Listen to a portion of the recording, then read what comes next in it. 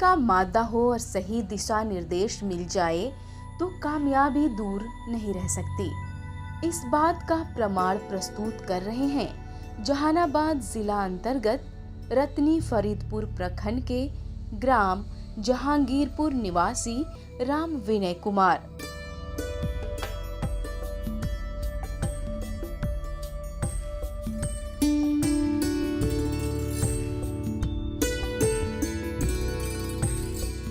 समेकित कृषि प्रणाली को अपनाकर इन्होंने 2-3 वर्षों के भीतर ही खेती से खुशहाली तक के सपने को सच कर दिखाया है।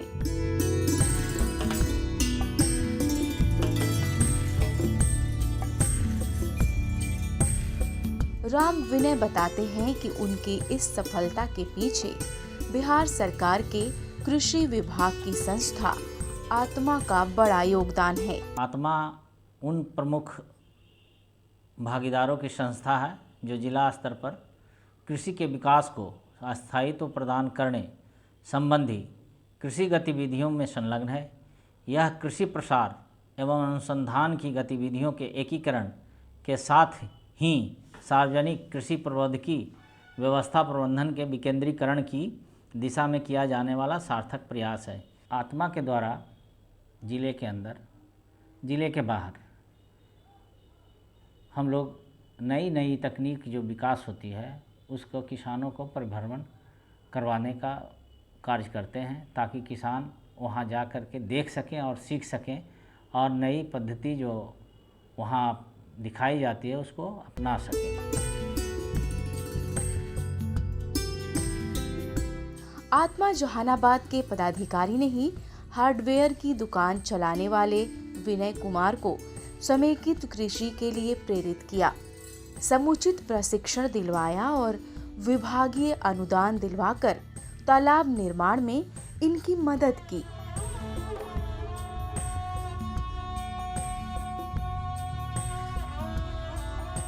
दस वर्षों से हार्डवेयर की दुकान चलाकर निराश हताश हो चुके राम विनय कुमार आत्मा के संरक्षण और सहयोग से आज एक सफल किसान के रूप में जाने जाते हैं। मैं अभी समाकेतिक कृषि प्रणाली के द्वारा तालाब, बगीचा, जानवर, पशुधन किए हुए हैं। इसमें खाने जोग वर्मी कंपोस्ट से धान रोपे हुए हैं, मछली पालन कर रहे हैं, बागवानी से फल फूल प्राप्त हो रहा है। एक कार्य 2018 से मैंने शुरू किया है। इसके पहले मैंने सर बिजनेस किए थे हार्डवेयर का 1995 में।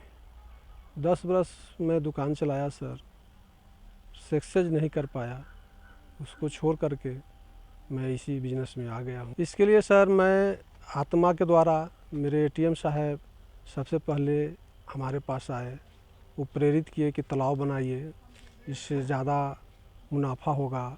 आत्मा के द्वारा मैंने 5-6 ट्रेनिंग किया, उनसे प्रेरित होकर के मैंने इस कार्य को। आज इनके पास छोटे बड़े कुल 5 तालाब हैं। तालाब से फसलों की सिंचाई तो हो ही रही है, साथ ही मछली पालन भी बखूबी हो रहा है। रोहू, कतला, सिल्वर, रेनी, मिक्सो आदि तरह की मछलियां पालकर राम विनय ने अच्छी खासी आमदनी की व्यवस्था कर रखी है। इसके अलावा इन्होंने तालाब की मेड़ पर पेड़ लगाकर उसे सुंदर बागीचे के रूप में विकसित कर लिया है। तालाब के किनारे किनारे सखुआ, सागवान जैसे छायादार और कीमती लकड़ी वाले वृक्ष लगाए गए हैं, तो साथ ही केला, पपीता, आम और अमरूद जैसे फलदार वृक्ष भी अच्छी आमदनी का जरिया बन गया है। तालाब पर जो वृक्ष है सर फलदार है और छायादार भी है, लकड़ी वाला पेड़ है सर। फल खाते हैं सर और साथ साथ कुछ इनकम भी हो जाता है। पेड़ लकड़ी वाला जो है सर वो लास्ट में एक बार देगा, सब शुद्ध मूड़ जोड़ करके।